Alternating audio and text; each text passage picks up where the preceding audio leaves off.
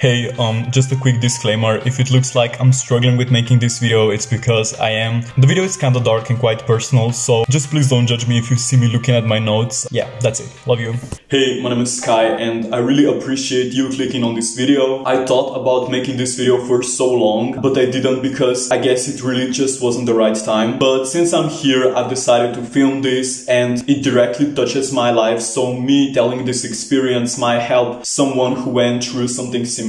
At the state I am now, I really like social media and internet in general, and I try to absorb mostly the good side of it, the good things. Since I'm okay with it, I can make the step of opening up about my experience with the negative side of internet that really hurt my best self.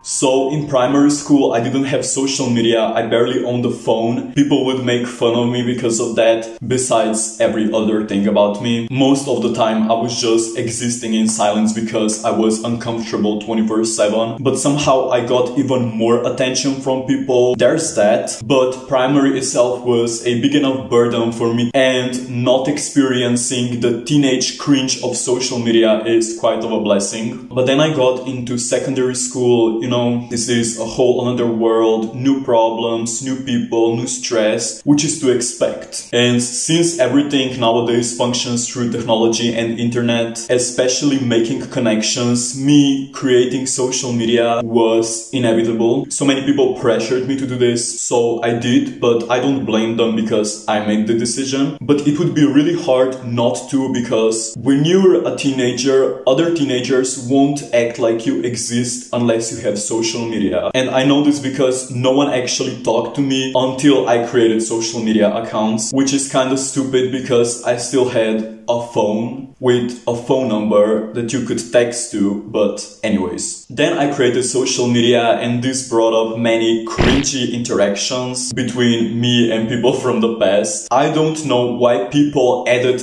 everyone they knew and even people who they didn't on Facebook or other social media. 2016 and 2017, and I'm sure the years before that, those were just like really cringy social media eras. If I knew all the unspoken rules of using social media back then, I could prevent so much cringe that keeps me awake at 3 AM at night. But I guess I've learned on my mistakes, and now I'm on the point when I actually do social media. I get better and better at social interactions in different social situations, but it's a process, so you can never know how to react unless you have been in many social situations. Also, not to mention how funny it was when I saw the amount of catfishing when I added people I knew.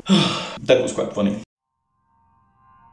As the time went by, I spent more and more time on Instagram, especially Instagram, as my eyes literally burned because I didn't adjust the brightness and I slowly lost touch with the reality. But I didn't want this to happen. I didn't find joy in it. I only found comfort in it, but it was temporary. And it helped me to cope with many things that were going on behind the scenes. And I also had a period of time when I was toxic because it was, again, some kind of coping mechanism to block the trauma I got when people basically walked all over me for years and years. So I kicked back in a really toxic way and I'm not proud of it. And the time I spent on social media to kind of escape the reality actually numbed me from so many feelings. When you put too much focus on one thing, you lose touch with reality, with other things that are going on in your life. This sadly happened to me. I couldn't separate the image social media portrayed with the reality on the other hand. And this was in 2017 when we weren't as informed about social media, about internet as we are now. I was fed up with all of those fake images, Photoshop pictures, filtered out videos of influencers of that era. And even people who weren't influencers did that. Also, so much fake happiness and show-offs of perfect lifestyles, health and money-wise. But everything was so incredibly shallow, so superficial. The energy around it was so uncomfortable, so toxic. And as I was seeing this, I became obsessed with it. Obsessed with comparison. The perfect image I was seeing was so unrealistic that it was almost blank, even though people who portrayed it tried to make it seem like so much is going on, but at the same time the image was just so incredibly superficial. No one pointed out how unrealistic things were. There was either shallow worshipping of those things or hate against those things, for example in comment sections. And I feel like almost no one revealed how they got to the point where they were. This perfection made me sick to my stomach after some time. I couldn't even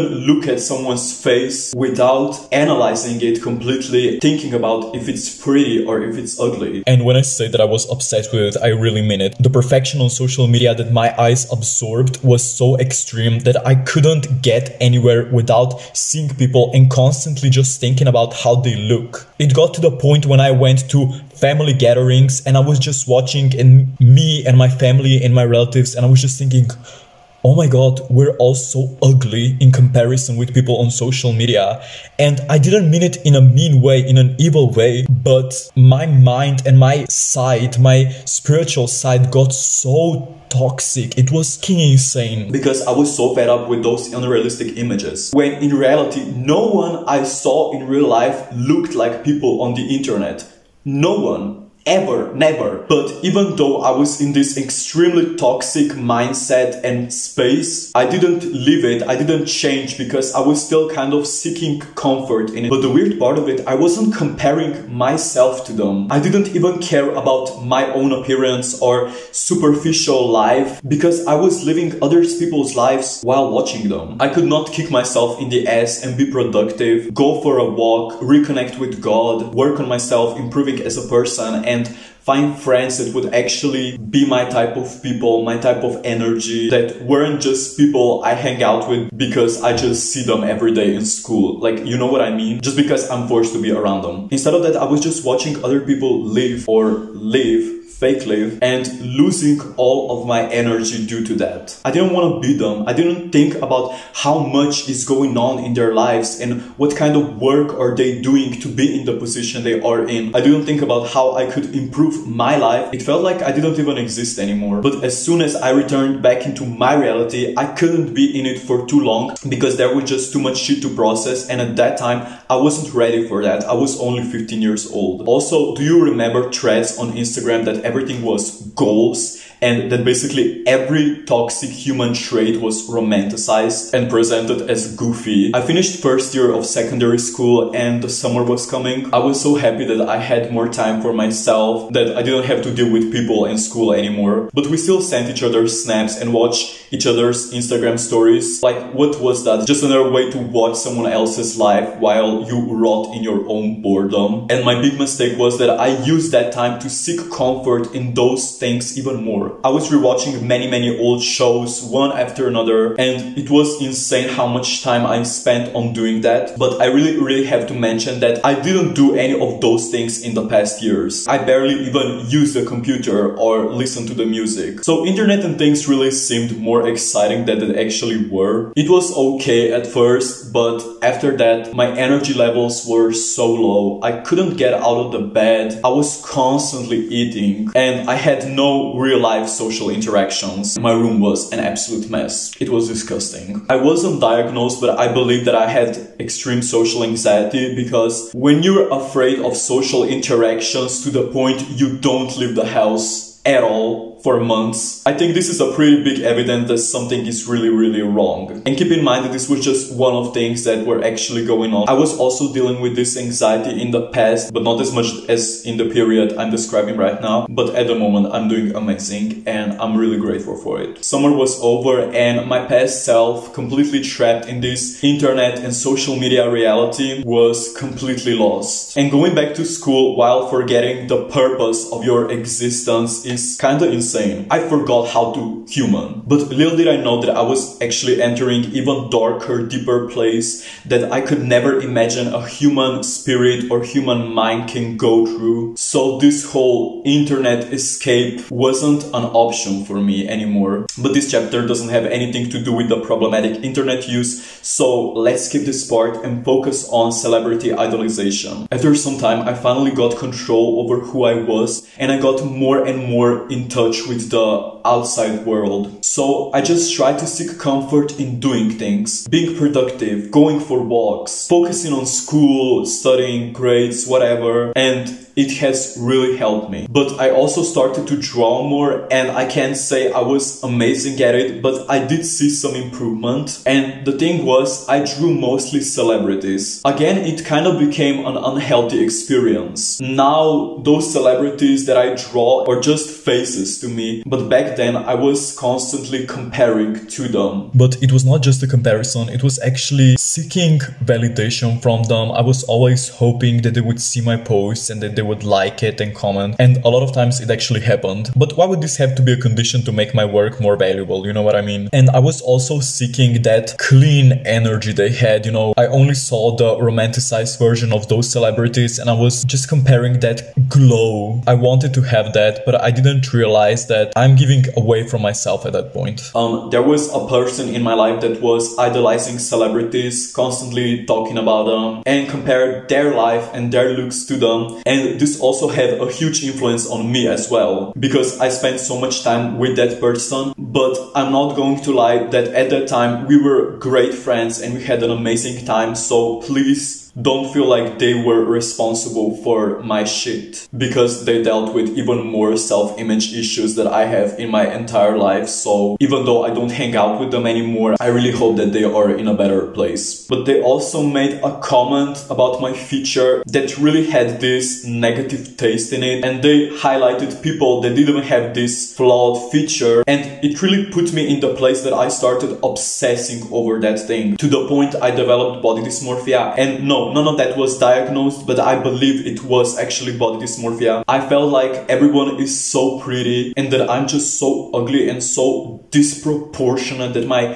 facial features and my head and my body and everything was so extremely disproportionate that I felt like that I was so weird to look at that I wasn't even worthy to live. Which is insane that anyone would think this, because we're human, we're different, we have different features, different skin, different heights. And it's so stupid that you compare to someone that looks completely different than you.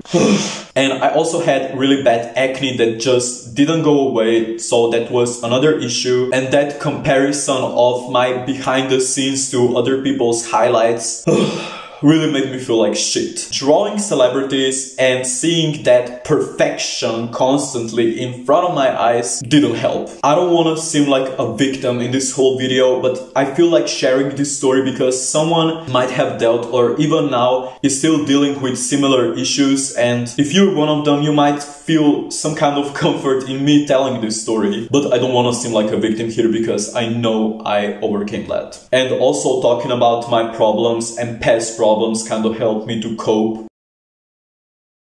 My message is that you should never seek internet as your only comfort, and try to put this energy into things you love and the things you're good at, but also don't be a perfectionist about it. Mariana, remember that. Because perfectionism destroys the passion. Once you're a perfectionist, you will feel like that anything that you do, if it isn't good enough, it's not good at all. So I advise you to really avoid this mentality. Don't compare yourself to anyone. Comparison kills you. You can work on improving yourself. You can focus on even looking better, but do it to be the best version of yourself and not to be someone else. Because when you truly love yourself at the state you are in right now, you can improve. But if you wait until you improve to love yourself, this improvement just won't happen in the right way. Improvement that comes from self-hatred and comparison is only temporary. And please don't idolize celebrities. You can like someone, you can like how someone looks, like their acting skills, their music, anything, but they're just as people as you and me are. They also pee, they also poop, they also get sick, they also get acne, they also can have depression, anxiety, any mental, physical illness. The only difference between us and them is they're rich and successful, but they're still human, so don't idolize human beings. That's my advice. You do you. If you like this video and if you like me, you can help me with the likes, subscribe. Sky loves you. God bless you. Bye bye.